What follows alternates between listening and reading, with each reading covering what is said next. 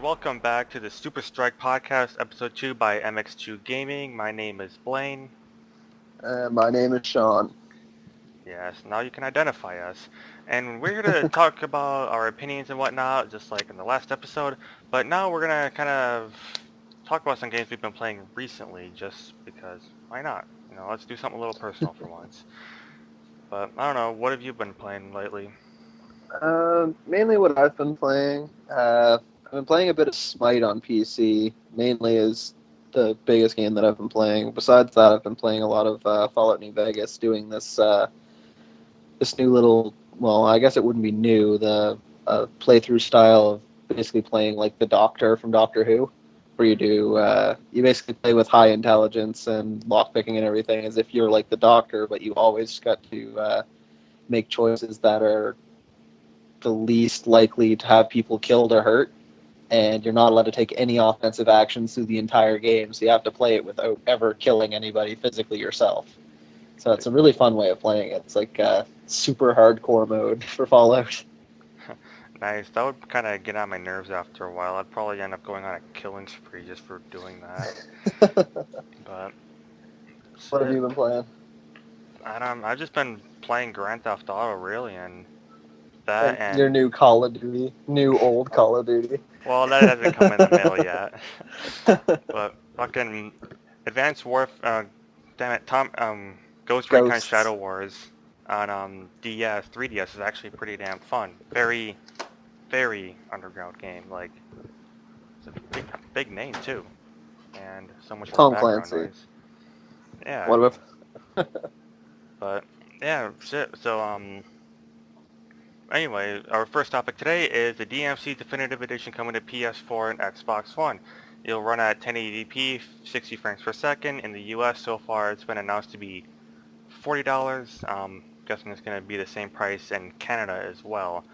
It So, just it hasn't been showing anywhere on any of our sites here in Canada yet. So yeah, I mean, GameStop does, as far as I know, own EB Games, so they should be getting it there pretty soon. If yeah, there's not, been a then lot of issues with getting things around Canada. Like one of our other topics, I'll go more in depth about it. But there's a lot of things that are basically being exclusives to certain places, but all the announcements are American announcements. And then in Canada, we're getting the shit end of the stick and not getting anything. So yeah, and like your town especially, it's like I could drive to where you are and yeah, in under a day. And like, if I yeah, lived in Maine, you'd be like an hour drive from there. It's not that exactly. far. It's weird. But anyway, we see a lot of definitive editions coming out. We have, the whole Metro Last Light thing happened. Even last generation, we got a bunch of HD remakes, but they were just basically the same games brought over to HD. So this generation, going between the seventh and eighth generation, there really isn't that big of a difference in power in general. So it's like everything that's multiplat is automatically definitive on the other console itself. Guessing Well, that's Comcast. one thing that I hadn't liked. I'm not sure how far you are into it, but as far as next gen goes, I look at it as if I'm gonna buy a game, it better damn well look better than it did on the 360 and PS3. Oh, And then definitely. uh, and then a lot of the newer games, like they look pretty much exactly the same between the two, with the exact same native resolution, the exact same graphics, slightly better textures. But that's about it. Like if you, I don't know if you've seen any of the videos for Dragon Age Inquisition and Hmm. comparisons between Xbox 360, PS3, and PS4 and Xbox One. Hmm. My roommate got the PS4 edition, and I just watched her play it, and it literally looks like it was like ripped from Dragon Age Origins with better armor textures. Like their hair still looks like it's made of Play-Doh, their skin still looks like it's made of plastic. It's not. It doesn't look like next gen. And then you go ahead and you look at games like Final Fantasy 15 and how god god damn beautiful that game is. Oh And yeah. but that's the thing is with Square Enix, I feel they set the bar with how things look, but at the same time, it's like that's what games should look like now. With the power, the computing power that you have with the PS4 and the Xbox One, games should be looking like Square Enix games, all of them. Y- So Yeah, like Square Enix has kind of always been ahead of the time with visuals. Like I don't know what they should do, but if companies are gonna look for more for better graphics, they should really at least talk to them and say, how the hell do you guys do it? Like Final Fantasy 13 looks better than some games on the current generation of consoles, and it's a little exactly. sad, but it's also like really awesome at how they've been able to do such a thing. Yeah, like one of the big things that's been annoying me is how looking at like even like you said with Final Fantasy 13, and then you've got games like God, what was it? It was this really low. God, it was having the issues lately. Shadowfall? No, Shadow. Killzone Shadowfall, I think is what it was called. Hmm. The big, I don't know if you heard the big lawsuit that they had recently where customers went and they sued them because of false advertising and saying that the game was running in native 1080p resolution with 60 FPS, but it was only doing that in single player. And multiplayer, it was running 980 by 960 by 1080 rather than complete 1080p, and it was just upscaling it and making everything look really blurry and pixelated. So Hmm. there's a bunch of people complaining about that, and apparently took them to court over it, and apparently it's a big lawsuit going on over it and everything. So Yeah, it's a little crazy too. Like I think the same thing happened with Battlefield 4, but that's not really about visuals though. That's just because, EA and DICE decided to push out a broken game, which yeah, well, surprise. EA, and there you go. Yeah, EA and exactly. Activision, they don't really care as long as they get money in their pocket, pushing deadlines.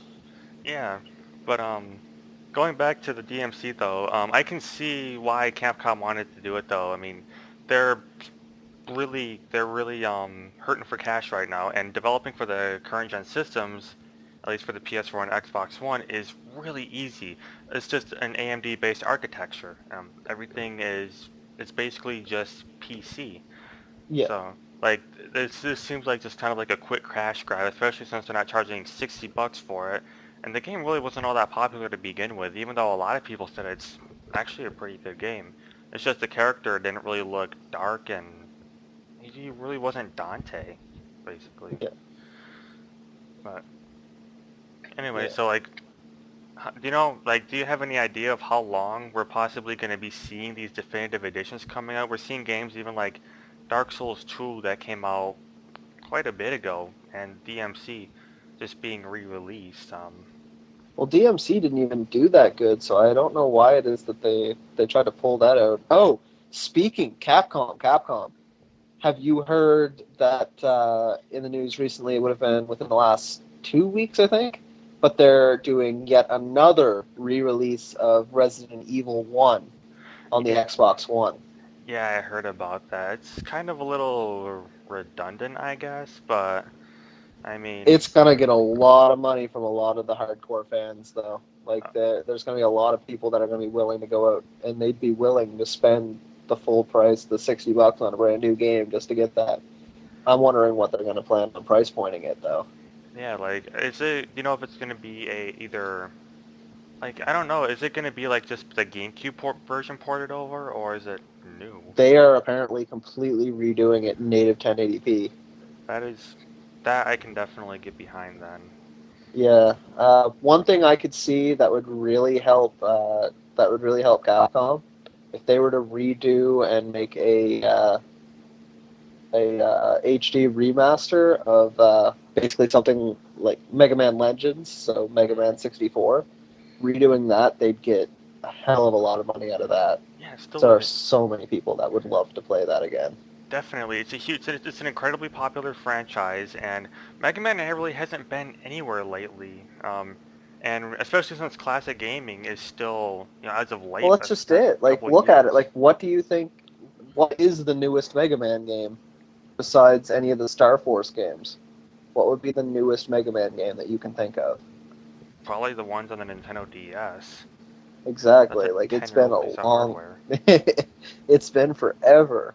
Uh, I'm just gonna take a look and see if I can find out what the newest Mega Man game is. I don't know if they released one recently, then it's just Capcom once again doing really really bad marketing. Um, so I don't know. So according to this, 2008 is apparently the last new Mega Man game that came out. really on what system? It's on the Nintendo DS. Mega Man Star Force 3 Red Joker for the Nintendo 3DS is the newest game out. Maybe they should make another extremely, you know, Besides the Mega Man Zero collection, which is literally just a collection of games that was in 2010. yeah. Well, there you have it, folks. Mega Man is not big like it should be. Yeah, But it's. But speaking of Mega Man, I'm not sure if you want to go out on the tangent or not. But have you heard anything about Mighty Number Nine? I have, and it looks fucking awesome. Yeah, it's basically from the creator of Mega Man. He went and did his own thing and created his own, basically like his own franchise. What was his name? Keiji Fune? I don't really Inafune? remember. Yeah, Keiji Inafune. He basically did his own spin-off and basically made what he wanted Mega Man to be before Capcom was just kind of like, yeah, we want it to all look like this, so do it our way. They basically pulled their own Activision, and they're like, yeah, we want to control everything. Here, have fun. Yeah, and it gained quite a bit of press too. Guess that's just another mistake that Capcom did that could have helped rake in more money. That Exactly. and keeping Resident Evil a survival horror game would have also been nice. Now it's basically just Call of Duty Zombies where you get a shitload of them running towards you, and it's not survival Well, horror. That's just horde. well, again, this is another tangent that we could go off on. Like, I can go on tangents all day when it comes to talking video games. So Oh yeah, just definitely. stop me if I go too far. But speaking of going back to its roots, have you heard much about both Silent Hill and Resident Evil both going back to their roots with Silent Hills and Resident Evil 7? Yeah, I heard about the Resident Evil 7. I thought they were coming out with Revelations 2. Well, Resident Evil 7 is coming out after Revelations 2. Like, they're in development of, of 7. Revelations 2 is going to be another one of the spin-off series, like the Outbreak and the Umbrella Chronicles, the Chronicle series. So Oh, I just hope Capcom doesn't go bankrupt before they release it because it would actually be nice to see another one of those come out there. yeah, Resident like, Evil was have you seen much on Silent Hills at all? And seeing that the main character is actually mo-capped by Norman Reedus or Daryl Dixon from the Walking Dead series. no, I played a bit of it and then that's about it really, and saw some information about it with the trailer and whatnot. But Yeah, if it seems pretty cool though. I mean, the playable trailer was a little boring to me, but they had some like really freaky stuff like that was in it that I was actually kind of excited to see. I was playing it, one of yeah, my friends was looking at me, and I just started like kind of laughing at everything that creepy that came up, and he was like, "Dude, you are not phased by this at all." And I just love horror games. You know, if it's freaky, I don't really get freaked out. I just like sometimes I do, but usually it's just fucking awesome. It's like, okay, that was scary. That was fucking awesome. yeah. That's That's like how the horror same games with should work. me. Uh, I feel the only game recently that has been able to throw back like that has been like straight up survival horror would have been Amnesia. Besides Hmm. that, the only one that came close would have been the new game that came out recently, The Evil Within. Yeah, that game actually looked like a real survival horror game. That and maybe Alien Isolation as well. I'm not sure how much of horror. I think that would be more of Like a thriller. suspense. Yeah. Yeah, a suspenseful thriller. It wasn't much of a horror because you knew what was chasing you all the time. You knew what was going on. Yeah, there was no mystery Whereas, behind it. yeah, like there's more mystery behind.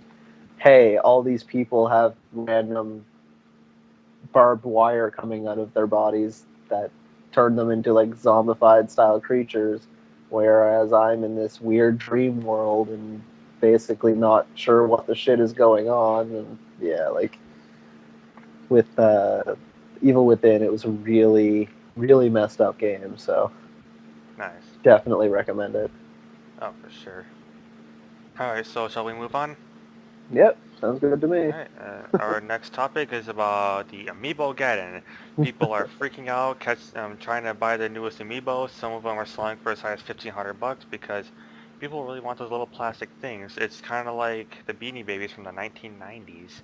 Oh Um, god, babies. so, do you think possibly these are a good thing? They could possibly help drive console sales if they become an extremely popular fad for the generation? Um, Well, one of the big things that Nintendo even spoke about within the past week is because of Amiibo sales. Amiibo sales have been 1-to-1 with their Smash Bros. Wii U huh. uh, game sales. So they've sold about 700,000 units worth of Super Smash Bros. U to date, and they've 1-to-1 sold that many Amiibos to match with it. So that's looking at it as $70 per game for Smash Bros. With basically another $15 tack on the side of that.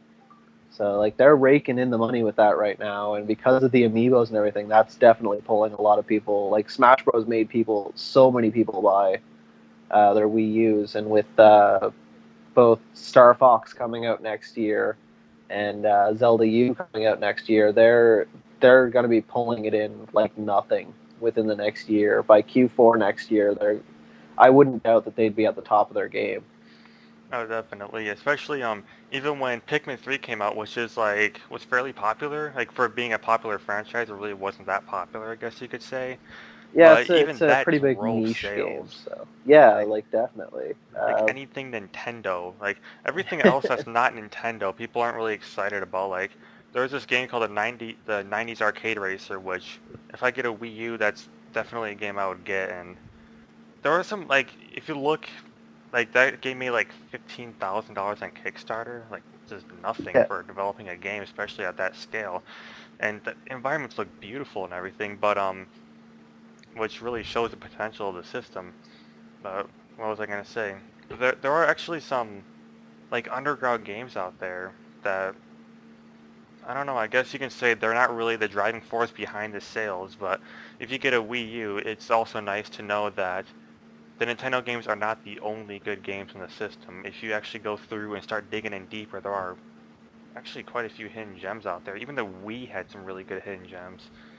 yeah, like especially with the Wii U right now, like one of my favorite games to play on it is Zombie U, and that's a third-party title that became Pac-In.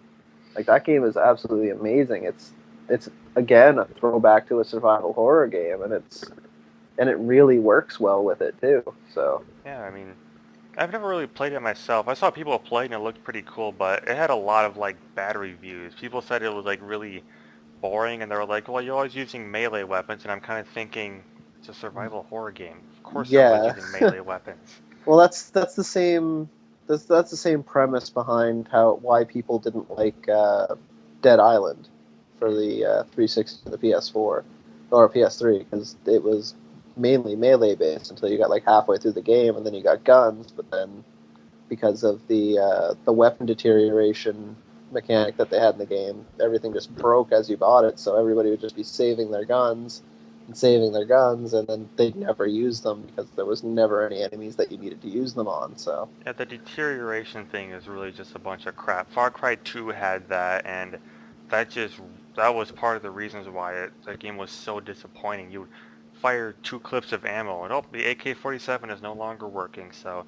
if it's gonna be deteriorating, it should at least be realistic and last a while. Like, maybe have a gun jam every now and then, not just completely break it after, using it yeah, barely. exactly. Well, that's another thing. Like even just thinking to other games like with Fire Emblem. Fire Emblem has its weapon. All of its weapons have weapon durability that basically, as you use them, the the weapons can only be used a certain amount of times before they break. But then they also have clerical spells that you can use that heal them and make them so that way they're fixed. Mm, Which, like in Dead Island, was something that you could do, but once it was completely broken, it was broken for good. So, like, it's yeah. just a bunch of random stuff like that. But again, going back to the amiibos, kind of got a bit off topic again. Ah, well. That's fine, but But yeah, with the amiibos, as of right now, for the first two waves of amiibos, I'm only currently missing three, and jeez. like I've got 12 out of the 15 that are currently out, and the three that I'm missing are the three rare ones from the first wave that I didn't get a chance to grab because the pre-orders got closed before I was able to pre-order any of them. So each one individually, looking up on eBay, on average for low end average sales, you're looking at about $45 to $50 each for the Wii Fit Trainer, the Villager, and Marth. I was lucky the other day to be able to have a friend give me a shout out and let me know when the Diddy and the Little Mac uh, amiibos came out, and I was able to pick up those so I wouldn't have to go out and shell out 50-60 bucks for those as well. So luckily I found two of the rare ones, but the other three, they're still up and beyond. And from what I've been seeing, um, and what Nintendo's been hinting at, is that that first wave is all we're going to be getting, and any of the amiibo figures that were in the first wave that you can't get anymore will potentially be re-released as cards with the NFC chips built into the cards Hmm. rather than actual figures to save on cost of building and distribution. And it'll also help people like who already were early adopters to keep the value on those things. So hey, if you could even just buy all of them, save them up for a rainy day or someday get extremely wealthy off of them because I don't know, I can see people pulling the whole Beanie Baby thing, but don't hold on to them too long though, otherwise they're going to be on eBay for like a quarter, and that's what happened to Beanie Babies. They're not worth much at all. Some people price them at like 20 grand, but you can find the same exact one for like $30. Well, So that's the thing. Like with a lot of things that are mass produced like that, with Beanie Babies, sure, like when they first started coming out, they were expensive, and keeping them would have been expensive because they were limited runs. But then there came so many of them, they basically turned into Pokemon, where you had like over fucking 600-700 of them, and it got to the point where it's like, okay, there's so many of them, what makes them so hard to get anymore? Kind of yeah, thing. It's like there's so many that it kind of depreciated the market value of keeping them around. Whereas with amiibos, right now there's 15 different ones, and like there's not any chance of what 10 of them, 5 of them ever coming back. So yeah, it's stuff like that. those five would probably be the ones to grab onto then at this point, Yeah. because everything's gonna go up in value. Like even a lot of old school games, like Finding Klonoa 2. I remember looking it up a while ago, and it was like $10 new, and now it's I don't know how much it is, but I remember it was somewhere maybe around $100 for it, Yeah. Well, which is an amazing $75 right now. yeah, Or big. yeah, Another big jump in prices has been Smash Bros. 64 and Melee. The price jump in those since November 21st has been ridiculous. Like Smash Bros. 64, you'd be able to buy it on eBay for like 20-25 bucks, and it's up to about 55 now, just for the cartridge, not even the box or anything, just loose cartridge, 55 bucks. jeez. And Melee was going for 30 to 40, and I think that's gone up to about 60. It's at 60 on Amazon. I'm so glad I never sold my copy of that game.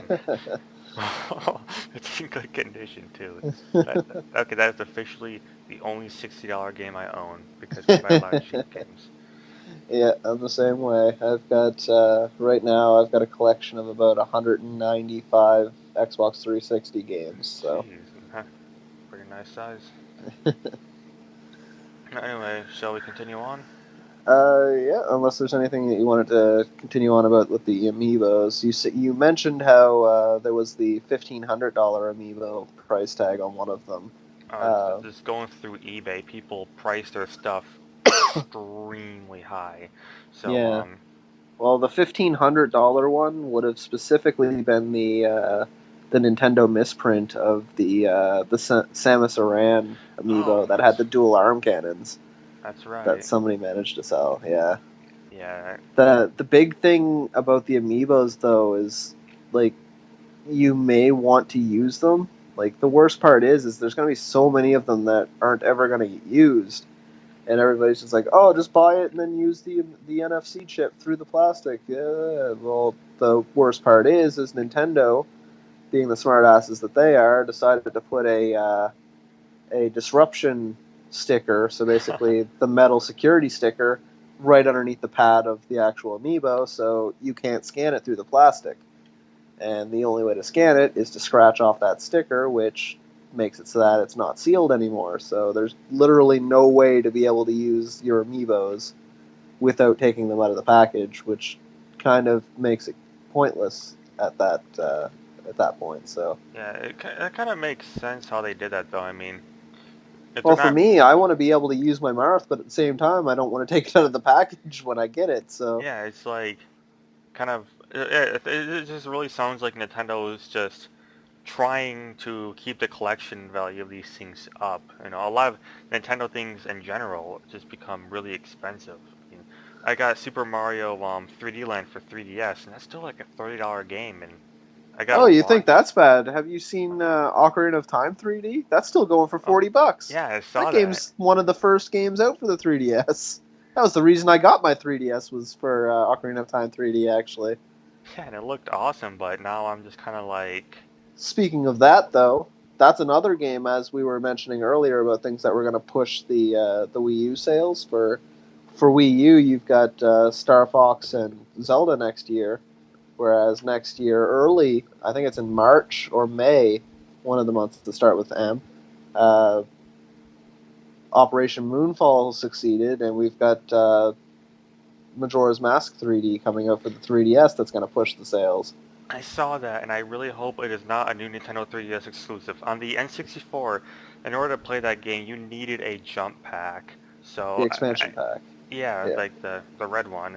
So, I really hope it's not an exclusive. I just got my XL like last month, and that is a game I'm actually really excited for. I love Oh, you that mean you're game. hoping it's not going to be a like Xenoblade Chronicles X, that it's going to be exclusive to the new 3DS only? Yeah, like I don't Yeah. care if it runs better on the new 3DS. I'm kind of expecting that, but I just want it to work on the current one as well.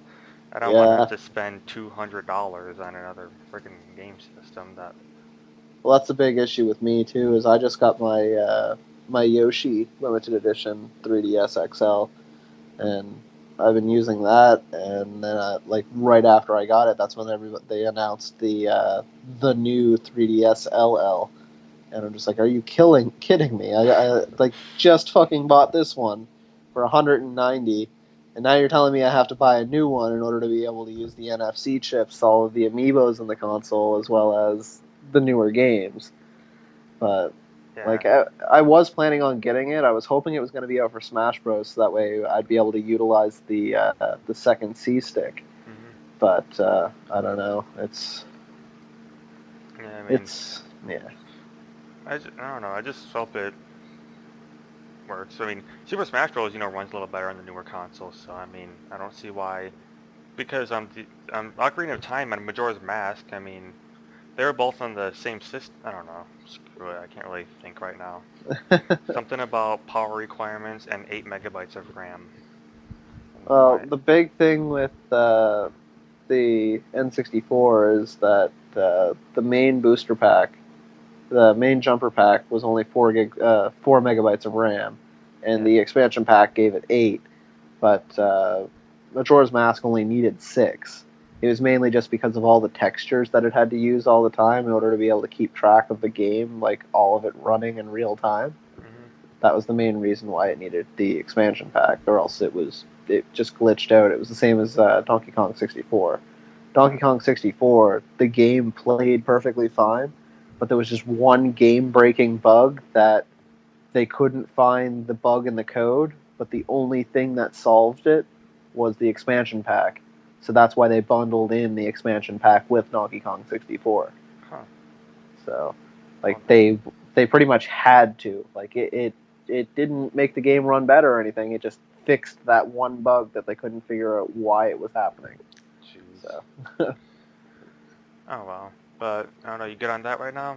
yep. All right. The next one is AMD has been working a little bit of magic on the Xbox One's processor. It's about half the it's about half the size of the current one, so it runs cooler as well. The Xbox One's most expensive component is the CPU, and right now the Xbox One, if you open it up, there's a ton of empty space. So right now this current Xbox One is selling for what is it, like 350 right now, and I think it's going. Is it going for 349? Is that a 349 or 399? I think it's 399 with the Connect, if I well, remember correctly. like without it right now they brought it down to 350 bucks. They said Yeah. they were going to do that until January. Well, with the sales currently being extremely good, and with a possible slimmer revision on the way, do you think it's necessary for Microsoft to increase the price again, or are they saying they're going to increase the price back to $400 just so they can get people to purchase this console during the holiday season? It's kind of like a bit of a false marketing way of false marketing. Yeah, what I think they're doing is more so like, hey, this console we're dropping it down to 350 for the Christmas season, but it could potentially only be a limited time thing, so you might want to pick it up now, and then afterwards they'll be like, we're just gonna keep it to this, and then come out with a slim model right after everybody got the old one, making everybody that just got the old one go out and want to buy a new one because there's so many impulse buyers like that, and then they get double the money from them. So I got a Yeah. feeling that's a lot of what they're doing, which is why they haven't really announced the Slim. They've only basically been like, yeah, we might be working on a Slim, so there hasn't been any official announcements or pricing for it at all yet. So a lot of people, rather than hold out for it, are going to go and take the holiday pricing and grab it when they can, rather than holding out for it and then end up the holiday pricing being gone and then the new Slims being at the same price point as the PS4. So Yeah, like I could see them doing that. Like I could see the current one, just remaining its current price because when the slim model comes out, it's they're gonna need to offload their current original Xbox One stock somehow, and plus when the slim comes out, I'm pretty sure Microsoft is gonna throw a 1 terabyte hard drive into the console. They just I've already have to. seen terabytes actually. As far as I know, the Titanfall console had a terabyte hard drive in it. I know a Call of Duty console had one of them in there, but I didn't know if Titanfall even had its bundle beyond just a different controller. Wasn't it like a white one or something? Yeah, it was if I remember correctly, it was a white console. Yeah, like Uh, by now, 1 terabyte should at least be standard in these consoles. At least, Sony was cool enough to, say, okay, you guys want to throw your old hard drive into it, you can do that. And it's kind of weird right now with the Xbox One, you can't swap out your hard drive like in the previous generation. I don't really get it. Yeah, that's one thing I actually hate about my 360 is the fact that it requires a proprietary drive. It drives me nuts. Yeah, Uh, Microsoft can make more money doing that too. I mean, they charge a shitload for the Xbox One, for the Xbox 360's hard drives. I think, you know, isn't the 500 gig one nearly like $100 right now? what's that? Isn't the 500 gig 360's hard drive like $100 right now just for that alone? The 500 gig. I don't even think there's a 500 gig. I think there's only a 320 I for the remember, 360. I remember Scott. 500 was the 1 terabyte, or the Xbox One had a 500, but I don't think the 360 ever got the 500. I think it maxed out at 320 because that's the one that I have. Here it is, Microsoft Store, 500 gig, $110. Yeah, because when I got my Jesus. 320, it was 169.99 for a 360 320 gig drive. Yeah, So, Microsoft can make bank on that. Why don't they just give us that? well, that reminds me back to when I had to trade in my GameCube and pretty much all of my Zelda and Mario and first party games in order to buy a new 20 gig hard drive back when it was only 20 gig and 60 gigs, I and a 20 remember gig that. drive was 139.99. Like, it was ridiculous. Even for then, I mean, I had a crappy computer that had a 40 gig hard drive in it, and even that hard Exactly. drive was old. But Like right now, for me, I've got my Wii has a 1 terabyte hard drive, as well as my PS4. I have, or sorry, my PS3. I have the first gen PS3, the four USB PS3 with PS2 backwards compatibility. mhm. I have a I upgraded that, and it's got a 1 terabyte hard drive in it as well. Like the big issue with the Xbox, though, like especially with the Xbox One, is that all games are have a required install. Like you can't not install the game. You can't play it off the disc. You have to install it. That's how it is Uh, for most PS3 games as well. But it's like, are there even instructions on how to upgrade your Xbox One hard drive at this point? Because with Sony, you had to download a couple files from their website, which kind of makes sense. But I think at this point, the Slim 360, if it's sorry, the Slim Xbox One, I can see them giving out letting you buy swappable hard drives because 500 gigs simply just isn't enough, and you shouldn't have to upgrade your console, which is one reason why I don't really like the new Nintendo 3DS concept. But upgrading your storage space is the only thing you should have to really do for a game console, and people often buy game consoles just because everything works and you don't really have to change anything. But, it's like getting a larger memory card for a PS2. It just makes sense to have more storage space as games become more complex, games become larger. A 500 gig hard drive right now would be like towards the end of the generation buying a 20 gig hard drive for the Xbox 360. You're only going to be able to play like 5 installed games on that right now. well, a buddy of mine has the 500 gig Xbox One, and he has 8 games installed on it, and he has 99.7% of his hard drive filled.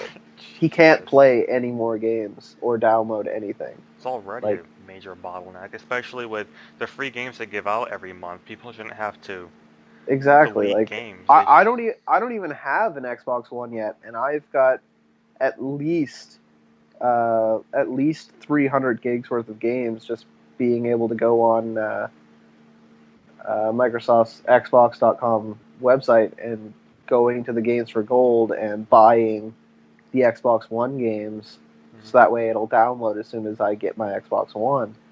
And as soon as I get my Xbox One, with the games that I've already got bought from the games for gold since it started for Xbox One, my Xbox is pretty much going to be full by the time I end up getting it, and I'm like, that's all of my hard drive space right there gone before my console's even bought. Like it's ridiculous. Yeah, I mean, I don't know. I guess you should just have to pick and choose right now, but this is just another example of why we should just have fucking swappable hard drives. I mean, like my PS3, I got the 320 gig model because a while ago I could have gotten the 160 gig and a few games for it, but even that wasn't really much. So it took like 20 something PS Plus games to fill that up, but that's the last generation. That's when games were much smaller. I mean, one of the larger games I can think of would be Nino Kuni. That's like a 23 gigabyte game after, for downloading. And Well, that's a larger game. Now you're seeing like normal Xbox One games having just that, like on average, or even it's I don't know, yeah. game Well, the big consoles are. issue with me, like even with my PlayStation Plus, that's why I stopped subscribing to PS Plus, because it was like all of these games that I'm downloading, I had to buy a 1 terabyte hard drive in order to keep downloading them.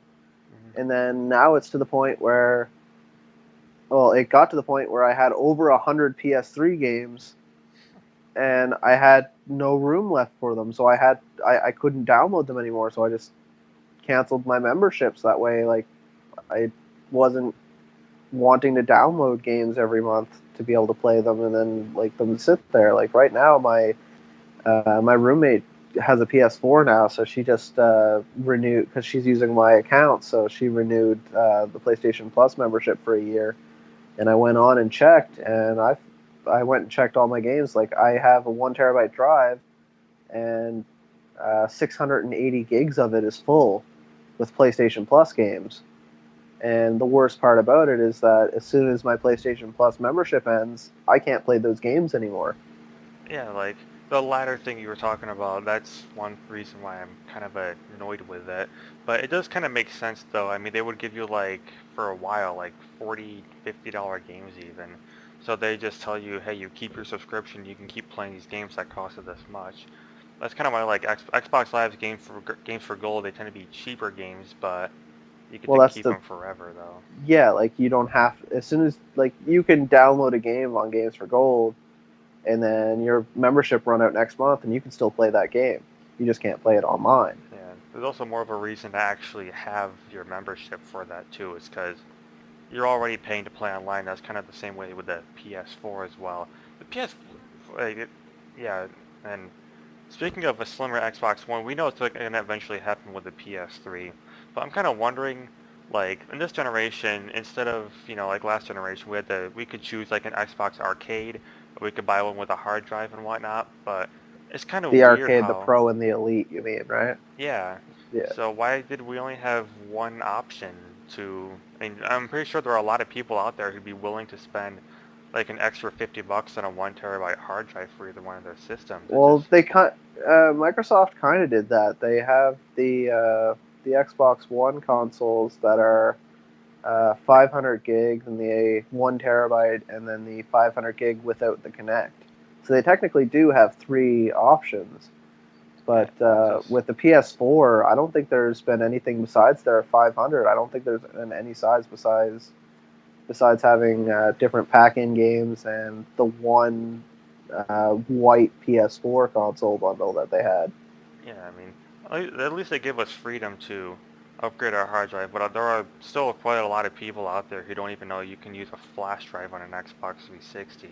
Yeah. So for even just for the sake of those people and for the sake of even raking in a little bit more cash, because when people see 1 terabyte, they're like, that's a lot of space, So people are willing to fork that over, especially when you're going to have a console that lasts an entire generation. You're better off having more storage space right now than having to actually upgrade later on in the future. It's just can be a Where do you little see economically where? beneficial. Yeah. Where do you see the storage space size being by the end of this generation into next generation? Oh god, we already have 3 terabyte hard drives out there, but maybe even four. I haven't checked them out, but at the end of the Yeah, for generation, right now, the largest hard drives that you can buy are 8 terabyte hard drives. I'm gonna bet on just because of laptop hard drives and their storage capacity differences and the fact that everything's moving over to solid state drives and SSDs their sizes are just growing so quickly recently. They're just really expensive right now, so I could see I could see Sony eventually pushing out towards the end of the generation, like maybe a second or third version of the PS4 with either 8 or 12 gigs of storage for solid state drive, You mean terabyte, right? and yeah, Or 8 or yeah. 12 terabytes. The other would be, yeah, but that's just where I see see it at the end. I mean, this generation's supposed to last 10 years like the last one, but seeing how there really isn't that big of a difference between hardware, I can see 8 terabytes being the maximum, come to think of it, because how long is this generation going to last for? Like maybe 5 or 6 more years? I mean, Nintendo's already working on their current console, which kind of makes sense, but the fact that that was made public is kind of showing that, you know, Why keep dishing into the Wii U kind of thing? Like, yeah, they said they're going to keep supporting it for a while, but they're also like saying, we're gonna, we're actually working on this right now, and well, that's the big yeah, thing too. A lot of people are wondering about with the amiibos. Going back to the amiibos is, yeah, like they're wanting us to buy all these amiibos now, but what's going to happen 5 or 6 years down the road when we either get a new version of the Wii U that doesn't have an NFC reader, or the new console doesn't have an NFC reader anymore. Like, what are we going to do with all these amiibos? Like, are they going to be completely useless, or is Nintendo going to stick with them? Is it a one-time thing that they just shot in the dark to see if it would work, or like, where's this going to go?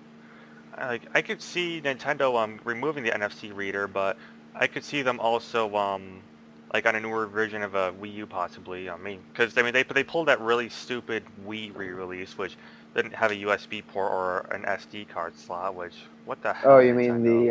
the Wii Mini, the red Wii Mini that Yeah, was like a Canada exclusive, I thought. yeah, So and then they brought it to the U.S. for who knows what reason. You can't save your game data. What the hell? But it was basically a Netflix machine. Was the only reason why they released it. Is basically what it was. yeah, and then you can get Chromecast for $30 if you have a cell phone. You're good on that. Yeah, exactly.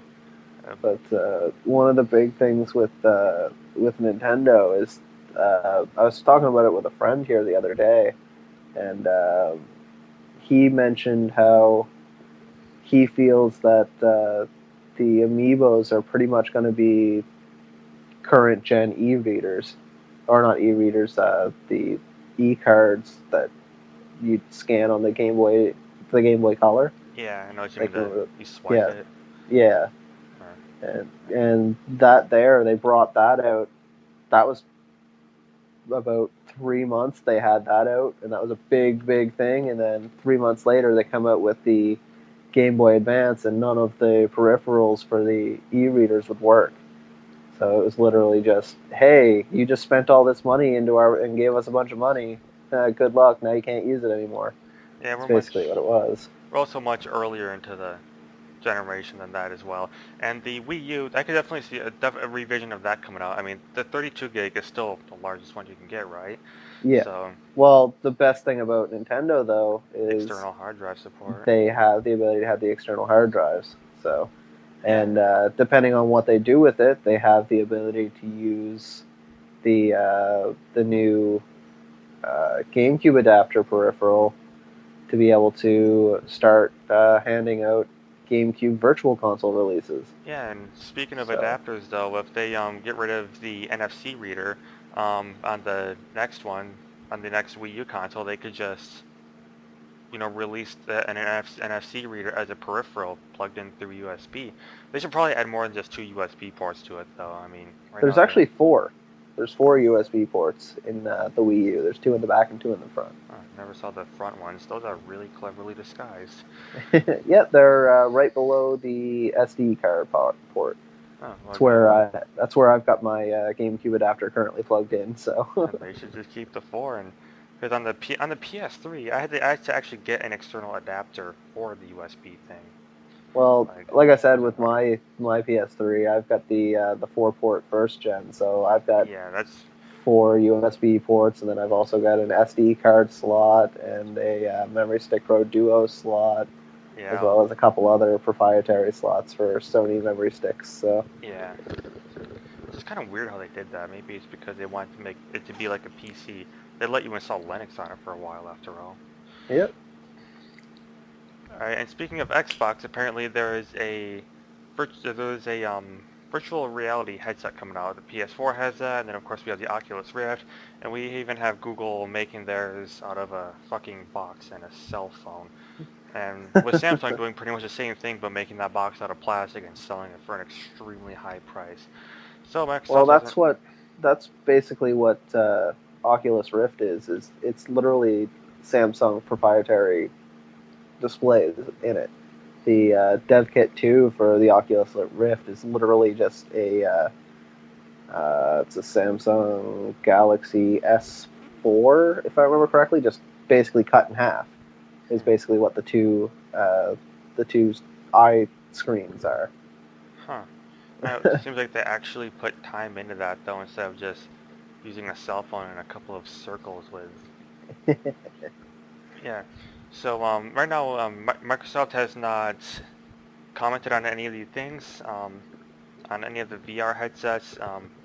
I'm pretty sure Nintendo will definitely not be getting on this. They already tried that with the Virtual Boy, and that thing was just god awful.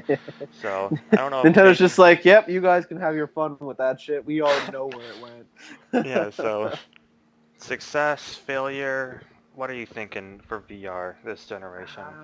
As far as VR goes, like, given that one of my favorite animes is Sword Art Online, I'm all for it. I love the thought of it and how far it's going. Making a game more in depth and making you feel like you're in the game, and Hmm. just like I could you imagine survival horrors on VR? That Like, it's would going to be absolutely amazing. I would actually love to be scared by another video game again. You have no idea how much I would like that.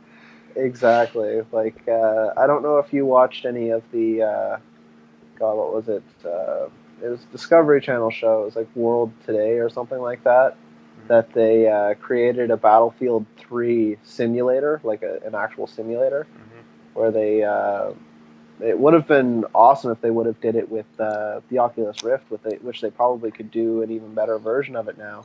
But what they did was they basically took one of the an army tent, so like it's like a 20 or 30 foot wide tent, and they set it up with display screens inside and a 360-degree projector screen that projected a 1080p image on the sides of the tent with a treadmill in the center, a roundabout treadmill that was literally just round, so you could run on it and it would pick up movement in the game. Whereas they also had a hacked Xbox 360 Connect, picking up your ability to crouch, stand, jump, or run. Mm-hmm. And then they had a iPod Touch hooked up to the actual game on a PC, and a third-party gun that would basically you'd have your triggers in it and you could be able to fire. And they also had it set up that it was rigged to paintball guns. That whenever it you got shot in the game, you'd get shot by paintballs, so you'd actually get scared of the game because it would actually shoot you. So you'd actually fear getting damaged in the game. And there was a guy they brought in a an army veteran to actually try it, and he said it literally made him feel like he was back in army simulation, like actually like in a squadron attack, like an assault. So Damn, like it, that guy must be, dude. I would be really traumatized to go back to something like that. Really, um, but yeah, like there's that's how far VR is going, like to the point that it's that in depth and makes you be that into a game. Whereas you've got Oculus Rift, you have so many people online that are posting reaction videos and gameplay videos of all the games that people are making for them already. Like a lot of the ones that I watched lately are Jacksepticeye, Markiplier, and PewDiePie with all of their Oculus Rift games that they're playing and all the Oculus Rift horror games. And then on top of that, there's Project Morpheus, which is the PS4 VR headset that they're trying to use to combat the Oculus Rift. And if I remember correctly, the Oculus Rift was supposed to be, uh, Xbox One and PS4 compatible. I yeah, believe. it was supposed to be, but apparently when Facebook bought it out, they decided to say, hey, yeah, it's going to stick to computer and they can do their own thing. That's So, kind of a big mistake in my opinion, because right now we have Sony and Microsoft, supposedly Microsoft working on their own. So Oculus could have made a shitload of money if they just made that thing cross-platform, especially since PC, Xbox One, and PS4 are all very, very similar. So porting over Oculus Rift games seems like it really wouldn't be that difficult of a task to do, and it would just, if anything, give them more customers and rake in more money. So now we have these companies trying out their own versions of VR, which who knows how well it's going to last. Apparently there's a lot of motion sickness problems still, which, like any technology can likely be improved upon. But one big thing I see that's wrong with VR headsets though is you were talking about earlier the army veteran thing with the whole treadmill thing. yeah, Um, right now people aren't going to have that set up in their house. I mean, if the headset's already going to cost like what, $200 at least. So yeah. you're gonna have to pay for that. You're gonna have to buy the game, and you're just gonna be basically sitting there with a controller. So I can see it as, for gaming at least, a cool gimmick for a lot of people, and I can see it having like its own niche thing and actually picking up on PC. But for everything else, I mean, VR. I mean, with VR going into gaming, it's really great because it can help people who can't even really leave their house explore the world in a whole different way instead of just looking at a TV screen. It just seems like it can especially help out elderly people who have always wanted to travel, but they're just Well, one big not thing able with to. that is when the Dev Kit 1 for Oculus Rift came out, one of the first things that was developed for it was God, what's the name of the company? The ones that works on the Assassin's Creed games. Uh, Ubisoft. the specific company that does it. Like I know Ubisoft publishes, but I don't know what specific company develops the games. But when they developed the Assassin's Creed 2 franchise and used all of Italy, they actually sent someone there to literally draw up all of the design of all the towns. Like the the layout of all the towns in Assassin's Creed 2, Brotherhood, and Revelations is true to that of the actual layout of the towns in Italy Hmm. and Rome. Like there's all of those towns were made properly. So when the Oculus Rift first came out, one of the first things they did was made it so that way there was the ability to do a walkthrough in real time of those cities. So basically, you're walking around and you can look up and look around and feel like you're walking through a town in Italy with all the NPCs from Assassin's Creed just walking around like it was a real thing. Yes, true VR is when we're able to actually get Sword Art Online because I like can't wait for something like that, but at the same time, then you I'd be run into the afraid of risk that of, thing. yeah, like knowing the fact of Sword Art Online and the ability to shut down your motor functions and move all of your neural uh, impulses into a headset rather than to your body. It's a bit of a difference. Yeah. So, like, it would be an awesome, awesome thing to do, but at the same time, it's like knowing how many things could go wrong, shutting down neural impulses to your body to send them through an electrical impulse instead. Yeah. Like, It's just I guess like right now for us it'd be really scary. It's a really new idea, and I'm pretty sure the well, television 100 it years already ago would works freak though. people Is the out. big thing. Like, I don't know if you've been seeing videos lately that they've already got neural mapping for people with missing limbs that they can literally just think specific things and they can control robotic prosthetic limbs that are just mapping into your spine or to the back of your head, to the base of your spinal cord. Mm, Like you can control prosthetic arms and legs and move your fingers as if they're your actual arms just by thinking. yeah. But yeah, I mean that's we have the technology right now, but it's also like well, kind of, but I'm talking about like the general public in the future eventually. I think before we get something like Sword Art Online, there's going to be like a ton of regulation on it too. Well, But just think though, Sword Art Online, that anime is based in the year 2022, which isn't that far out, and it is a distinct possibility that it could exist by 2022, 2024. yeah, but we still don't have our hoverboards, at least our We technically actual. do, actually. We just have the one that's like magnetic, but I mean like Well, we have real the hoverboards. quantum levitation hoverboards, the ones that work perfectly fine on the copper half pipes and things like that. Tony Yeah, Hawk was actually shown I, testing one of them out, and I he saw kept that a falling on his while ass. ago, but I mean like I want to be able to fly over people and like you know I don't know fly on top of houses and shit. So who knows? Maybe that will eventually develop, and maybe like I don't know, Sword Art Online will actually become a thing. That's pretty much the main thing that I'm waiting for with in terms of VR. Like this just kind of feels like a stepping stone into a different into like a totally different reality, which will be I don't know. I guess it'll just be awesome. What'll be kind of Would you cool too. say it's stepping into a virtual reality? Oh god damn it, Sean. I But fucking what was I gonna say again? Oh yeah, I can just imagine like right now countries like Japan's like 10 years ahead of us in technology, right? 10, Yeah, 15. easily. So they're already having population issues. So what the hell is this virtual reality going to do to them for their population? People are just going to be like, okay, I'm going to go home, get laid with my headset, and then go to sleep because it feels pretty much exactly the same.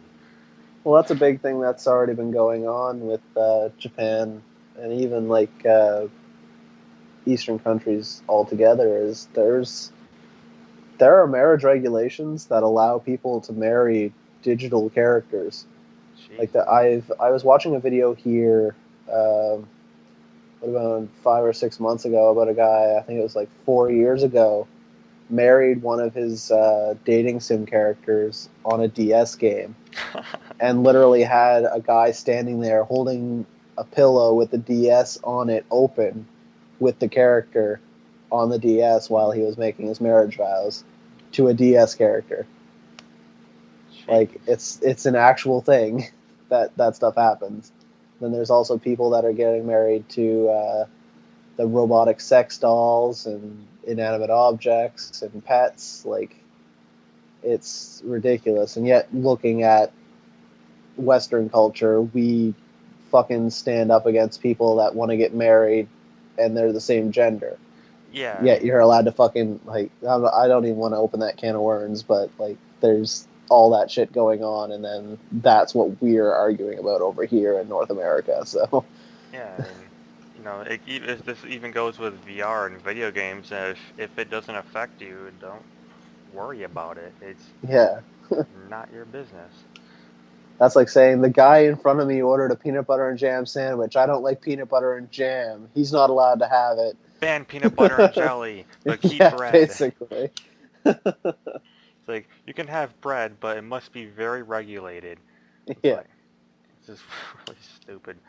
But our next topic would be Telltale is apparently they're always in the news, but one thing that really brought them out, especially, would be they're making Minecraft story mode, which is it going to be like traditional Minecraft? Are they going to put their own like visual spin on it? Is it going to be an adventure game? Is it going to be kind of like the first Red Faction where you can do a little bit to the environment, but then everything else is story run? Or Well, it's Telltale altogether. It's always going to be the Telltale, um, the way that they do their interactive narrative, where it's literally just basically watching a TV show and being able to once in a while interact with things at your own time, and then on top of that, being able to make vocal choices and vocal and cues to do specific things. mm, Like I'm just wondering what story they're gonna have. Like where they could go anywhere with it. So yeah, I mean, it's Minecraft, especially with all the mods and stuff. I mean, maybe they will have sell DLC where you're in the future or something, which that futuristic Minecraft would be like Minecraft on fucking Mars. I would buy that, but then again, it's Minecraft, and every time I play it on PC, I don't get off for 3 days, so that's kind of that's why I don't have my PC in my room. right. Yeah, they've also been making what else were they doing? They were doing They just finished Borderlands and Game of Thrones, with both of which I played and beat. Took about 2.5 hours per episode, uh, and they were absolutely amazing. I highly recommend them. uh, But without bringing any spoilers to the table, in Game of Thrones, I'm not sure if you're a Game of Thrones fan at all, are you? not really, no. Well, for any of the viewers that are listening and wondering how they were able to do it, basically it follows the storyline of House Forrester, which is basically the bannerman to the Starks, and it takes place just as Robb Stark is meeting for the Red Wedding. For those of you that actually have watched the series and follow it, like without going into any other spoilers, that's basically where the game takes place and where it starts up. With the Borderlands Telltale game, it takes place. I think it's about 4 to 5 years after Borderlands 2, so it's after Handsome Jack is dead and gone, and uh, all the higher ups and all the administration and everything at Helios Hyperion base on the moon are basically trying to get everything all set up and moving everything around to having other people be in charge and other things happening. And it actually, in the first episode, lets you go back and meet Zero, which is one of the Vault Hunters from the second game. So Um, it's a great. I like I said, I completely over the top recommend pretty much every Telltale game. So the gaming news lately, like after the gaming awards, right now everybody's every website is saying these are our top games of the year, and then like we're even seeing several gaming sites reporting on the whole Sony and Kim Jong Un started deal. So there's nothing going on right now besides some rumor speculation and some well, information about the possible new Steam controller. yeah. Well, since it is the end of the year, I'm not sure if you're having another podcast after this anytime soon before the end. What are your opinions on what's going to be game of the year this year? I don't know. I don't really have a lot of new games, so from what I've seen, I wanted it to be Drive Club, but that ended up being a horrible mess. I'm a huge racing game fan. Yeah. Um, so right now, it's kind of sad to think about it, but I think it's games that we already had last year. Grand Theft Auto 5 and The Last of Us Remastered. Those seem to be some of the highlighted games this year, and which really shows, I mean, either shows that those games were really amazing this year, or that we haven't had crap this year. A lot of people love Shadows of Mordor, so I would like to see that at least on a top 10 list somewhere, which I'm pretty sure it should be at least. I mean, it was a pretty popular game and a lot of people seem to love it. So, As far as this year goes, I'm thinking Nintendo's got it for games of the year with oh, definitely. games like Super Mario 3D World, Super Bravely Smash Default, Bros. Super Smash Bros. For Wii U, And Mario Kart 8. Pretty much all of the Nintendo games this year have been above and beyond. Even Hyrule Warriors, that did amazing compared to what everybody thought it was going to do. yeah, Hyrule Warriors just kind of looks, it just at first sounded like some kind of a boring game to me, because I never really cared about the Dynasty Samurai Warriors. War. Yeah, get Dynasty Warriors. I was about to say Samurai Warriors, but they also, they do own Samurai Warriors, so. But people said it's really good, which I don't know. I mean, I guess Nintendo just really like it's like Nintendo is kind of like the underdog this year, and they have what seems like the highest quality content this year. And we even see content on the Wii U looking on par and even better than a lot of multi-plat games this year, which is kind of weird if you think about it. Like I guess like the textures are much simpler in the game, but everything just seems to run better. Nintendo knows how to really make their content, and they know how to make quality content. They don't just push broken stuff out with a deadline and then force everybody to update. Because with the Wii U, a lot of people don't have hard drives, and there's only 32 gigs worth of storage right there. So when you Well, that's pop them, one of the big things that Reggie was even saying at E3. Like he straight up went right to Microsoft and Sony. Was just like, you know what? You guys can pump out as many games as you want with as many third-party titles as you want, but at the end of the day, Nintendo is always going to have quality over your quantity. yeah, There's never going to be any way that any Microsoft or Sony first-party titles are going to beat out any of Nintendo's first-party titles. yeah, like I'm not like the hugest Nintendo fan out there, but if anybody, Nintendo is definitely one of the few developers out there that seems to actually really make their content, make it really stable, make it run really well, and which is kind of a sad thing to think about. Like this, the PlayStation 4 and Xbox One, they're supposed to be easier to program for. They have more. They're based off of an AMD architecture. They have more power. They cost more, so you kind of figure you get a higher quality first-party content, but really, like, every time I play a Nintendo game, I have more fun, like, Nintendo-made game, I have more fun with it than a lot of first-party games, like, even on my 3DS, I got Super Mario 3D World, and I had more fun with that game, or just as much fun with a portable game that they threw out, than with the entire Uncharted series, and that's a great series, but I mean, there are a lot of mechanics in the game that just kind of make it feel broken, even, Yeah. so, Well, it's, you're into JRPGs, right? yeah. Well, have you tried Bravely Default yet? played the demo of it and it was pretty cool, but I didn't buy it or anything. I definitely recommend it if you haven't. Like again, that's one of my personal thoughts for Game of the Year this year, but it was really early in the year, so I'm not sure how it's going to end up holding up I for don't the know. rest of the year. So Yeah, I mean, if we're looking at 3DS too, I mean, it seems like not a lot of third-party. Is that a third-party game? it's by Square Enix. So like, not a lot of third-party games seem to really make it big. I mean, if you even go on like Amazon, you look at Persona Q, there's like 16 reviews for that game. If you go to any Nintendo game, you're in the thousands. So I don't know. That's kind of going back to the whole hidden games sort of deal. Well, then again, that also tosses up Omega Ruby Alpha Sapphire. Yeah. Those there are also probably going to be in the running for Game of the Year this year too because of their sales. Oh, definitely. The only thing that's really annoying about those games that I can see right now are the IGN comments. People freaking out about Too much water, too many HMs. yeah, every single person on there. Have they not played Ruby and Sapphire? They gave a really good review for those original games. Yeah. Oh shit, should we have some predictions for next year then?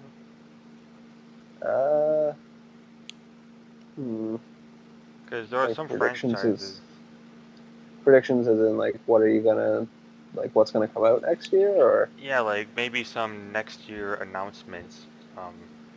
the biggest announcements that I've heard of are Q1 or Q2 is going to be Majora's Mask 3D. Q2 or Q3 is going to be Star Fox 64 or Star Fox U, Mhm. and Q3 Q4 is going to be Zelda U for the Wii U. Yeah, So like it's pretty much all Nintendo that I've heard of this year. and Nothing I like I went to EB Games here. It would have been about a month ago, and I got them to print off every upcoming game for the PS4 after my roommate picked up a PS4. mhm. It was literally 2.5 pages. That's it. Damn. So Also, next year, this is have they said anything about Metroid yet? Because I'm predicting that Nintendo they're not going to release another Metroid game next year, but I can see them definitely announcing it though because we already have like Star Fox and whatnot supposed to come out next year, and Nintendo's just gotta you know keep that first party line going. It's Nintendo. I mean, yeah, they make video games and hardware, so that I could definitely see coming out and because weren't a bunch of like IPs licensed out by Nintendo. yeah. So I could see Sega making another F-Zero game. They made one on GameCube. I don't know about you, but I love that game, F-Zero GX. Oh, I And love GX. if Sega releases another F-Zero game on the Wii U, that's probably going to be like one of the main things that makes me go, okay, I need to trade everything I own and get a Wii U right now. Because that game, I mean, as I said a while ago, like I'm just a huge fan of racing games in general, but seeing F-Zero on Wii U would be freaking amazing. Well, even Nintendo even skipped over F Zero for the Wii generation. Like we Yeah, didn't get it F Zero for the Wii. yeah, but they didn't start licensing their IPs until recently, though. So, well, they did that Well, in the past before, Sega made well, that did you one. see that they released Ocarina of Time 3D and it wasn't done by Nintendo? It was a third-party developer that made Ocarina of Time 3D. That's probably one hell of a third party then, because usually when I see third parties license their things over, like Sonic, for example, I mean, Sonic Boom was just atrocious, and kind of glad Sega didn't work on that. But Hey, Sonic Team had a hand in uh, it. well, screw you, Sega. Then you guys made '06 still. It just reminds me of going back to the JonTron video for Sega Team or for Sonic Team. Nice. I haven't seen that one, but I will look it up after this. So, What the fuck is a Sonic? but anyway, I hope you guys enjoyed your stay. Don't be sure to follow us on Facebook, Twitter, YouTube. Well, subscribe to us on YouTube. We have an Instagram, and I don't know, just check out mx2gaming.com, and you can see in the top right corner all of the links and everything. You can check our website for our newer stories. You can stay up to date with us on the newest content by following us on our social networks. Have a nice day, guys.